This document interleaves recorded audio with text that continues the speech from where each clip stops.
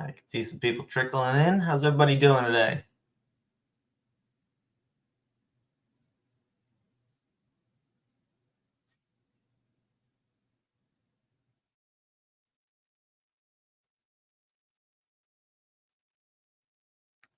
I think we're just going to wait a couple more minutes, let some more people come in, and we'll get started.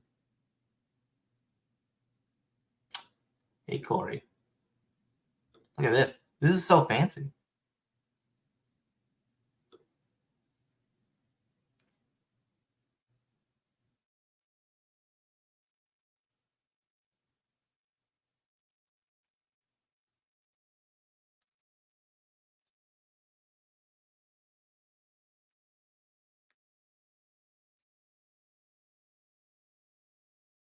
While we're waiting for people, I'd love to hear in chat what you're looking forward to learning today, so I can make sure we cover that.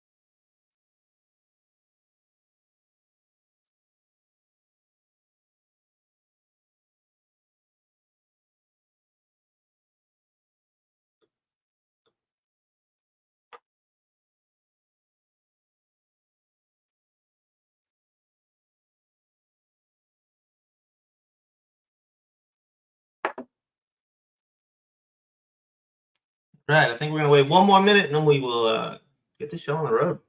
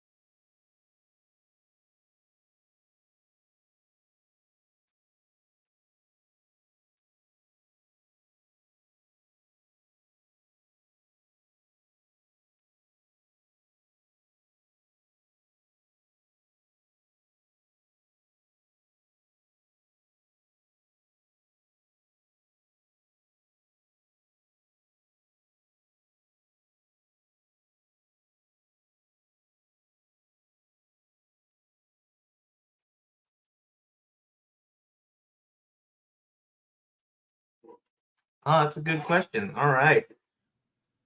When we are load testing our server, do we use actual DB or use mock services like MSW?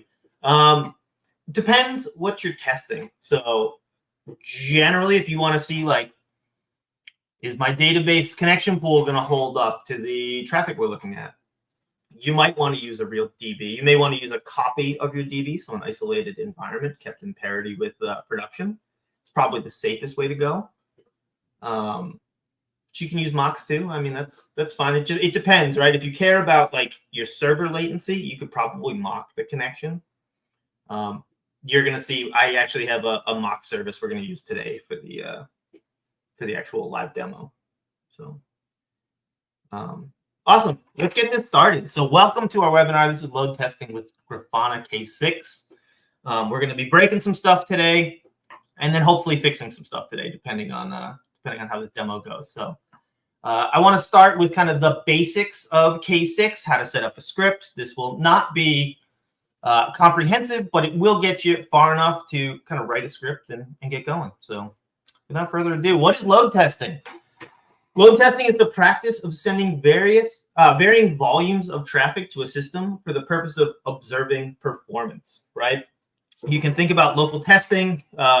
We write some code, we run it in Docker or something like that. We send a single request to it, and it works. And that's great. But as soon as we release that to production, it's not the environment our code is going to live in, right? It's kind of working software versus running software. And load testing helps us see what our running software looks like. So why do we load test?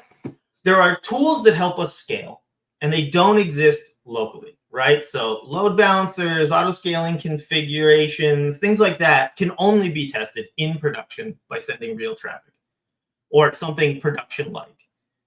There's also classes of problems that don't exist without, kind of constant load against the server. So memory leaks and race conditions are two such problems that load testing can really help find when we run these tests.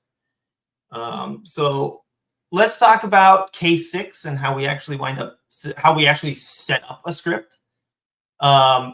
There's a couple of basic things for setup. So at minimum, you want stages, right? These will kind of define how traffic ramps up against your server. So we set durations. So you can see here in my example to the right, we have two stages. One is like a 2-minute ramp up to 2,000 virtual users. These are virtual users are like what K6 considers threads. They all generate traffic. So this would be 2,000 concurrent users. And then we can see here a spin down stage of 1 minute, bringing us back down to 0 concurrent users. There's also a threshold setting. So this you can actually use to set tests, and I recommend you do that. So you can see we have 2 thresholds that we care about. One is our failure rate. We want it to be less than 0.1 or 0.01, excuse me. And we have a duration that we care about. So we care about latency. And our P95 should be less than 4.5 seconds, which you'll see when I show you the mock service we built. It's absolutely terrible. And this will be great if we can actually hit this. So next, there is the actual testing lifecycle, right? You have 3 stages, right? You have a setup, which you actually build by exporting a function called setup, right? And here we could do something like create a user that we're going to use for testing. We could do some auth so that we can like fetch a password or set a cookie for our requests. There's the actual test step, which is our default function that we export. It will receive the data that is returned by the setup, and it will run our actual tests. So here you can see we're just doing a basic HTTP GET, and then we are sleeping. And then there's teardown. So maybe if we created a tenant or a user in our setup, we may want to tear that down and delete it. Any number of things from the setup that we might want to get rid of. Here are the kind of the out-of-the-box results for K6. If you're kind of using the red metrics, requests, request errors and duration, you'll get all of that from here.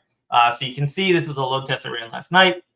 We have our HTTP request duration. This is like total duration of a request, including like waiting and blocking and all that stuff. We have our failure rate, right, which luckily in this load test was 0, but hopefully we're gonna see something much higher than that in our first load test today. And there's some basic information about the test you ran. So data received and sent. This is always good to make sure your load tests are working. Iteration duration, iterations, and VUs are just kind of statistics for like how big your load test was. Moving on. Let's talk about like the different strategies that you can use to load test. We'll start here with the smoke test. This has less to do with what your script does to a server or a system, and more to do what the system does to your script, right? So we're really just testing. These are going to be short. You'll see here, I set up my duration to be like 5 seconds with a concurrent user. I'm literally just looking to make sure that like my script works. It hits everything. I didn't break, or I didn't type in the wrong URL or something like that. Throughput's going to be low, and our duration's going to be super low. I mean, 30 seconds is pretty extreme. Like 1 to 5 seconds is probably where you want to be. Getting into like the real strategies, we have an actual load test, and this is to like make sure your system can handle some amount of traffic. You should use kind of any benchmarks you have for the average amount of load that your server sees. We should kind of use something like that. And we're going to do a gentle ramp up. We're going to actually keep the number of concurrent users high, like at production average, for anywhere from 5 to 60 minutes. And then we're going to bring it back down for 5 minutes and kind of take a look at how our server performed, right? But this should be kind of production baseline, maybe a touch over, but just making sure your thresholds are meeting your SLAs and SLOs for error rate and latency. Excuse me. Next, we have the stress test. This is where you kind of go significantly above your production average to kind of see how much headroom you have. This is where you're going to kind of see stuff begin to fall apart. The throughput is generally 5 to 25% above your production baseline. I've used that in the past, and that's been pretty good. Again, your duration is 5 to 60 minutes, so nothing extreme there. You'll see that this is stress/break test. Break tests can go on infinitely until your server just like crumbles. This is really, really fun. But if you do it in production, somebody's going to get really mad. And generally, like, it causes a lot of problems, especially in like persistent data stores and stuff like that. So break tests, although fun, I don't recommend doing. Maybe doing stress tests and then like increasing it a little bit here and there is probably good. If you have an isolated environment, break test away. But stress tests are usually more useful. The next strategy we have here is like a soak test. These are very, very long, and they're made to find memory leaks. They're made to find like race conditions, right? We're gonna go for a very long time, slightly above our production average. And this will allow us to find like weird performance issues that would probably only show up, at 10 a.m. when the marketing email went out, and we saw our servers restarting for a couple hours after the marketing email. This will find all those weird intermittent issues and help you fix them. And finally, we have a spike test, right? Like, spike tests are really, really useful because, especially if you're in kind of B2C industries where, like, marketing will go out, your company was on Shark Tank and a rerun just went on and everybody's kind of visiting your site, or maybe you're in some content-driven industry and your content gets syndicated and now you're suddenly way above what you expected. Spike tests will help you kind of prepare for this. Generally, your server's not gonna survive, and that's okay. Like, you want to prepare for this. So it's a rapid up and down. You'll see here in the stages, right? Rapid up to 2,000 over 2 minutes. You could probably even do that over 1 minute, and then maybe you hold it, I don't know, for a minute or two and then down. But it should be substantially above what your production average is. Otherwise, it wouldn't be a spike. It would just be a normal day. And it probably shouldn't last more than 10 minutes. So I want to get to a live demo, but before I do that, I want to see if we have any questions about kind of the basics of load testing before we break something. Feel free to drop questions in chat.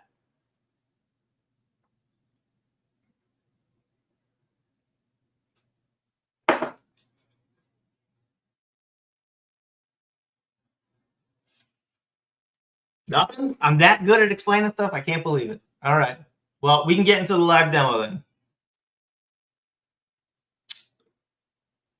So I can continue to give free information so long as I do a little bit of advertising for MassDriver. So this is going to be the quick 2 minutes of product placement. The thing we're going to be breaking today, I built with MassDriver. I may be biased, but I love working with MassDriver, right? We have a really simple infrastructure here. We have a VPC in AWS.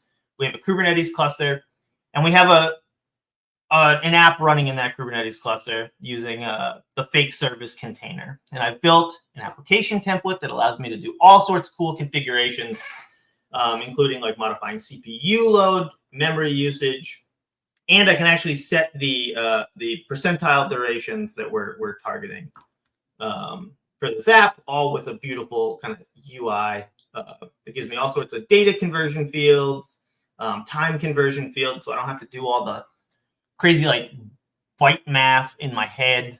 And we're going to see here, I have no horizontal pod auto scaling. So I just have a single replica of our fake service here. And we're going to send 200 concurrent users at it for about 2 minutes. And we're going to see what happens to my poor little service here.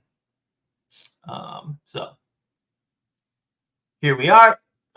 Here's my basic script. You can see here, we're importing HTTP from K6. This is just the HTTP library that K6 uses to run its tests. We're going to, for 30 seconds, spin up to 200 concurrent users, or VUs, as K6 describes it. We are then going to maintain that 200 for about 90 seconds, and then we are going to spin down to 0 over 10 seconds. And what I'm looking for here is an error rate of 0.01 or better. And I'm looking at a P95 of 4,200 milliseconds. So you can see here, I have set the P90 duration to 4 seconds. So this should be achievable, assuming everything scales appropriately. I'm going to give you a spoiler. It is not going to scale appropriately, and we are going to break this. You'll see here my default function. This is what my VUs are actually going to do. They're literally just going to hit checkout.mdawsspx.com, which is where my fake service is actually running. So without further ado, let's watch this blow up. So we are going to run. We would be running our script here. I have a Docker compose. And we are seeing our ramp up. You'll see our VUs slowly ramping up. You'll see we have about 40 iterations complete at this point. If we look over here, we'll see slowly the lonely service on my Kubernetes cluster over here start to get hammered with requests.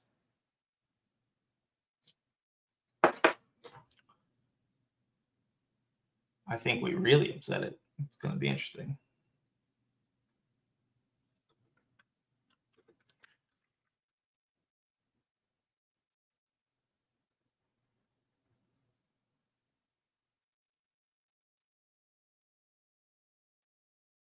Any questions about what we're seeing while we wait for this to finish? It's going to be, I think we're coming up on like the halfway mark at this point.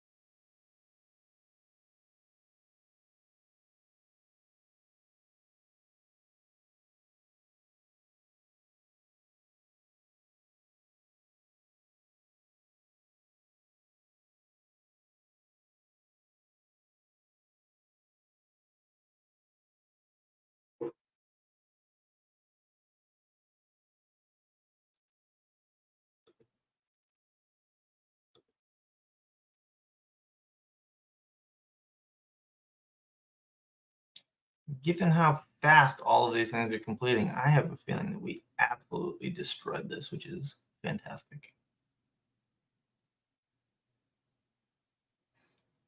Okay, so HTTP request failed. Look at that. 99% of our requests failed. And the couple of requests that actually went through had a P95 of 86 milliseconds. That's probably because we dropped most of the requests on the floor. This is to be expected. So what happened here? We flooded our single replica on Kubernetes with a bunch of requests. The average response time was about 4 seconds. So everything just kind of backed up. And eventually there were timeouts, I'm sure, and we crashed something. As you can see, we now have our single replica back up. But this is About as big a failure as we could have gotten, which is great. This was the one thing I was worried about, is maybe like not getting just a huge bang. So fantastic. Let's correct the problem now that we know what the problem is. We can correct the problem by enabling auto scaling here, right? We can keep our min replicas at 1. I don't think that's going to be appropriate, but like, let's start conservatively. We'll do our max replicas at 6, and we'll start at 75% CPU utilization. That's still a lot of headroom, but we know we need it. So let's run. Again, soft sell. This is so easy with mass driver. This is why I use it. So you should check it out if you're not currently using it. Every user, okay, that's a good question. Is every user running in its own VM? No. K6 is pretty interesting. So you write JavaScript. It compiles down to something that is multi-threaded, maybe Go, maybe something else. And so each one of those VUs is actually running in a thread, and they are very light and very inexpensive. And so we can get a lot of them even on a single system. I've heard of people on sufficiently large machines getting up to 5,000 users. I know if you use K6 Cloud, there are people that have gotten 500,000 plus users concurrently. So this is really, really efficient. On my laptop, I was able to get 500 to 600 concurrent users, which was enough to break down our example here.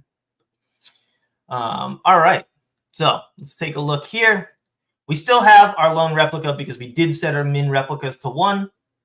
But let's start this test again, and let's see what happens to our system. So same exact thing, spinning up to 200 users, keeping it there for 90 seconds, and then spinning down over 10 seconds.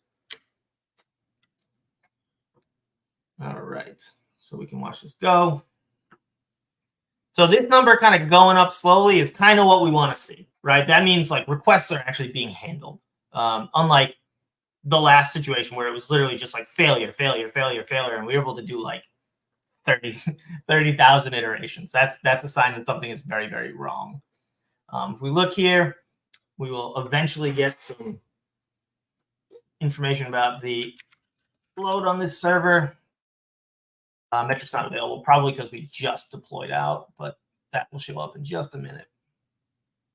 We are now at our peak user count, so we should be causing some trouble at the moment.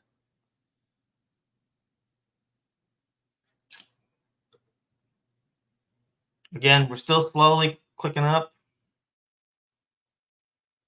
And I think we reached the edge here. This is probably not going to do it.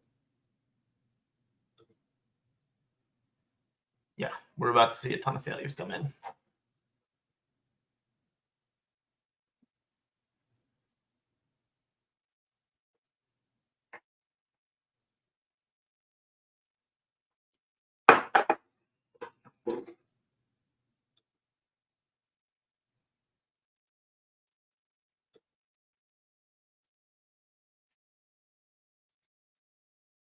We might have to be more aggressive in this next iteration.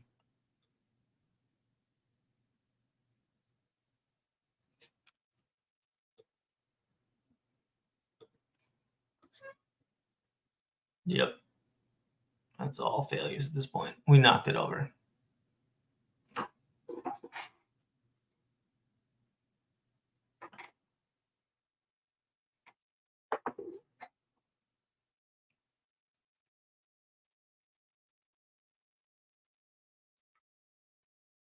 All right, we're in the spin down, so we get to see just how bad that was.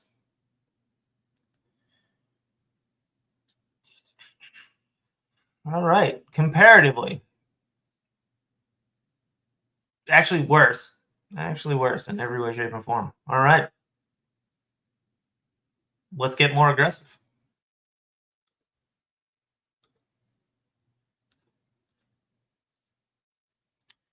So let's start with a better base, right? We're going to say at minimum, we're going to want 3 replicas to start. Let's go up to 12. And let's be a little more aggressive here. Let's say we were targeting 75% usage. Let's see what 65 feels like. That feels wasteful, but given the nature of this test, that might be what we need to like actually complete this test. So let's deploy that out.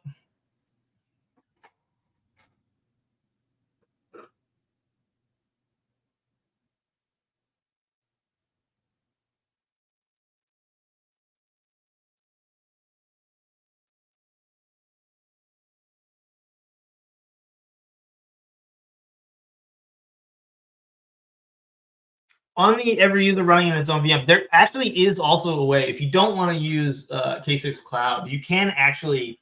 There is a way to distribute multiple test runs through a Kubernetes cluster and actually merge those results so that you can kind of get an aggregated view of how all those test runs went. I did not do that for this, but because it's a little more involved. But if you're doing some serious load testing and you need kind of that upper range, like the 20,000, 30,000 user range, that is an option. Okay, so we've got our base 3 replicas up and running right now, which is great. We're going to start this test again, and hopefully we will see everything scale up appropriately.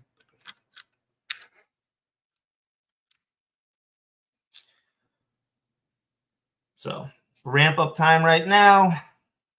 Again, 30 seconds ramp up, 90 seconds for users, and then 10 seconds we're going to ramp down.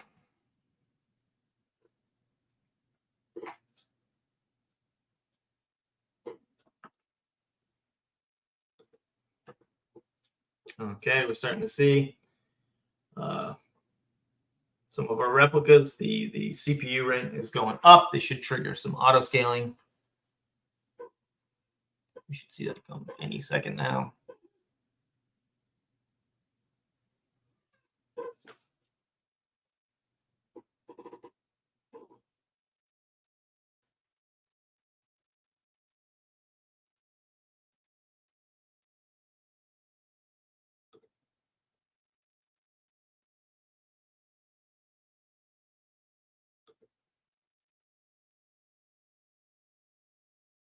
Instead, we're seeing evictions across the board. All right. It actually looks to be holding better, though, despite that.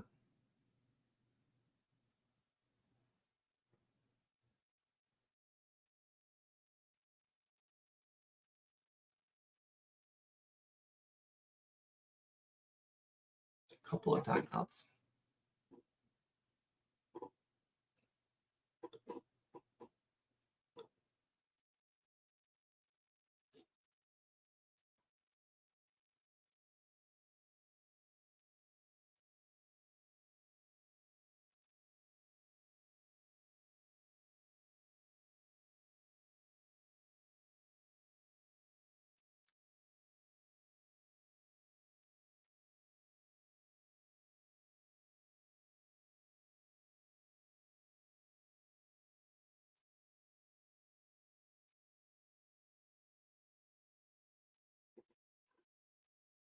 Okay. Now we're in spin down, which is great.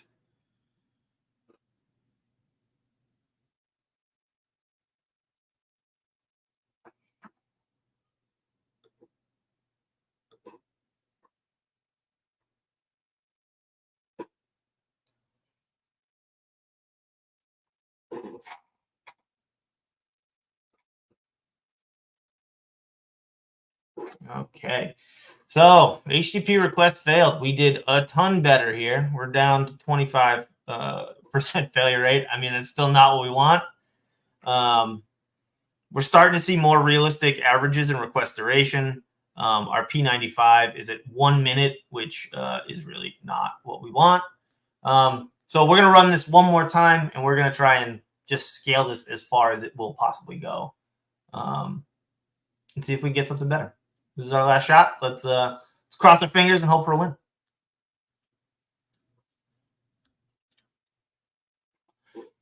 we'll start up min replicas at 5, and let's go to 20. Keep the target CPU utilization the same. It felt like the scale up was okay. It's just we need more. Need a little more power. All right, let's deploy those changes.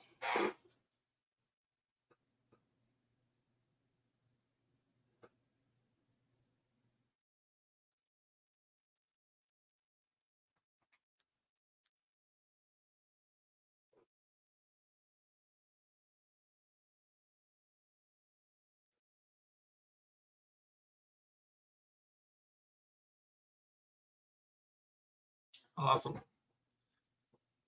All right.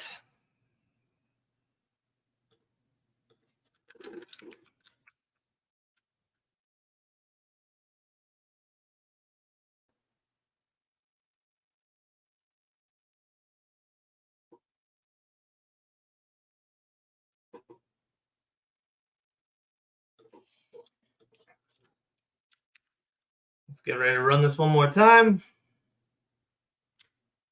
Hopefully we at least get close to our target.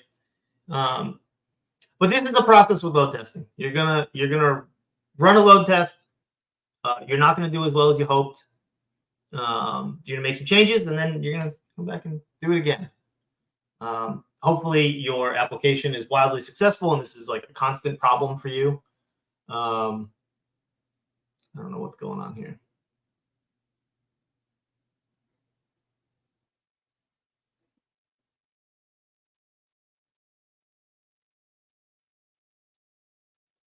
This is what I get. I was telling Lou, our salesperson, that the only thing that could possibly go wrong is that I don't break the the environment that I set up, and it seems like the actual problem is like I actually can't get it to respond the way I want it to. The irony of live demos.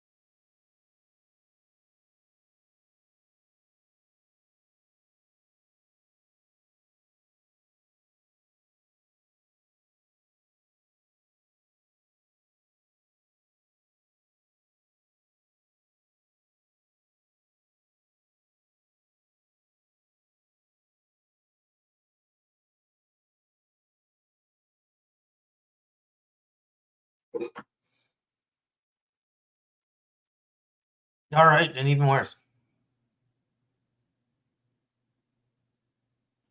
Well, we tried. We were unable to get this to scale up appropriately, but there's lots of potential problems. I think I might have modified the memory load per request, which in Kubernetes land is a non-compressible resource, so it's probably actually evicting my pods instead of scaling the way I need to. We actually can test this real quick. So we can pretend here that we made some optimization. Memory load per request, if we do this in kilobytes instead of megabytes and deploy this out, all this is going to do is make our fake service more memory efficient, which I wish building applications and optimizing memory applications was that easy in real life. So we'll just enjoy the fact that it was that easy this time. Deploy this out and see what we can get going.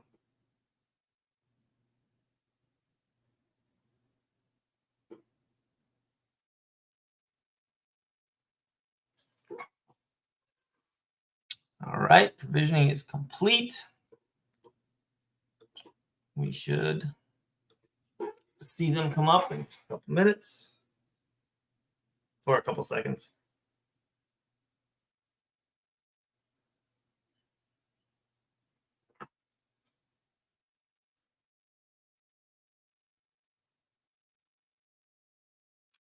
Not quick enough.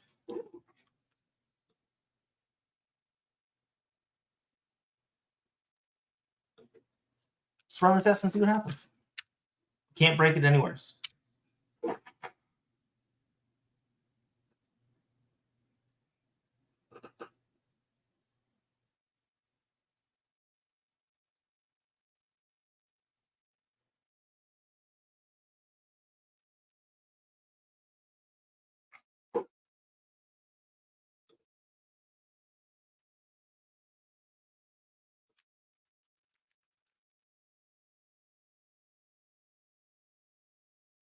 If I crash the metric again.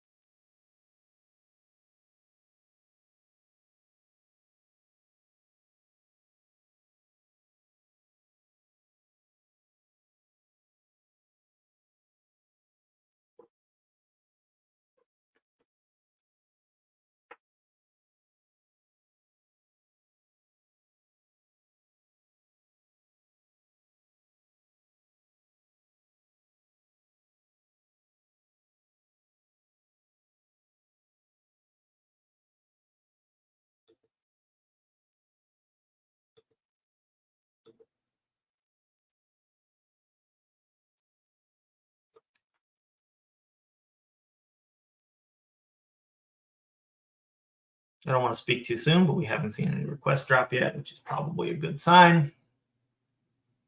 Who would have thought making your application more memory efficient would help?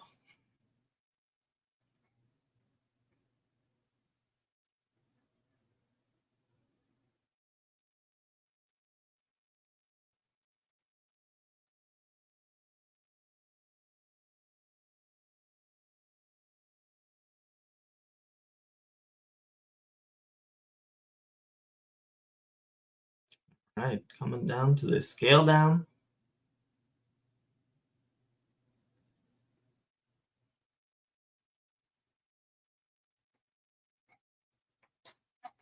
Well, would you look at that? 0% failed. All right, so we found our problem. We had a memory issue. We optimized, and that helped.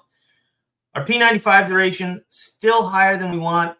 I will say that, like, because this is such a short test and because we caught so much of kind of the scale up in this, P95 is probably a little lower. This is why they kind of recommend going for longer on a load test. So if we went closer to 60 minutes, that would have evened out over time once we kind of hit peak. And that's really what we're looking for. No system is going to catch 100% of kind of a dramatic spike up. So we're looking to get as best as we possibly can. And this might kind of be that. So yeah, we fixed something. That's great. With that, any kind of questions about what we saw? Any topics you want to cover? I'm free and open to questions here.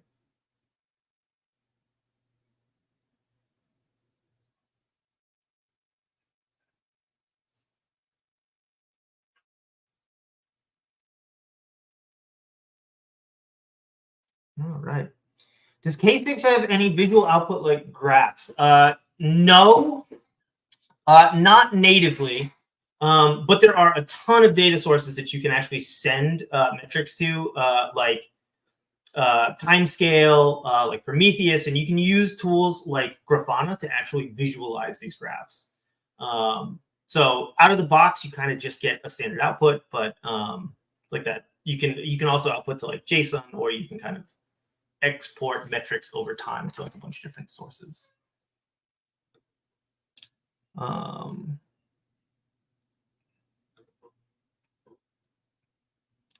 So K6 testing is part of CI/CD with Jenkins. I have never personally done that. And I don't know, I don't know that you want to unless you're kind of spinning up an ephemeral environment to do it, right? So if you're kind of using CI/CD to kind of deploy out infrastructure changes, and you want to do a load test to make sure that like you don't lose any performance with that change, like that makes a lot of sense to me. I think for every like feature PR, if you're doing like a load test, that may be more. That may not be as beneficial as you think, and like the ingress and egress costs for the cloud can get expensive. So maybe you want to do it once a night with like all the deploys that you did, and you can kind of automate that. That's kind of how I would do it. Maybe it's just like on a cron at the end of the day, when like that traffic's isolated and you're not ruining the experience for other users. Are we pointing to one URL only? You can actually you can point to as many as you want, and you can do interactions. So you can hit a URL, get a response, then maybe hit another path on that URL, get a response, right? So you could think about it like adding. You could send a post request to add an item to a cart from a catalog. Then a get request to fetch the cart, and then maybe like a submit. You can do all of that. I tend to split front end and back end in the stuff that I build. So I'm more of an API tester when it comes to load testing. But K6 has some amazing browser testing tools that you can find in their docs. They actually have a browser extension too that can record your clicks and build the script for you, and then you can run it. So if you want to do browser tests, that is an option for you. I just, for this demo, was a very simple single request, single endpoint.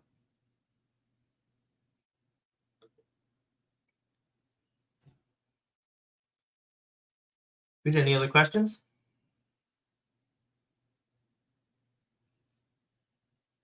Awesome. Well, thank you so much for coming. I appreciate you taking your time out of your day and spending it with me. If you have any other questions or you just want to talk about load testing and infrastructure in general, my email is dave@massdriver.cloud. Feel free to reach out, find me on LinkedIn. If Massdriver looks interesting and we can help you scale, schedule a demo, reach out at massdriver.cloud/contact. Thank you, everybody. Have a good day.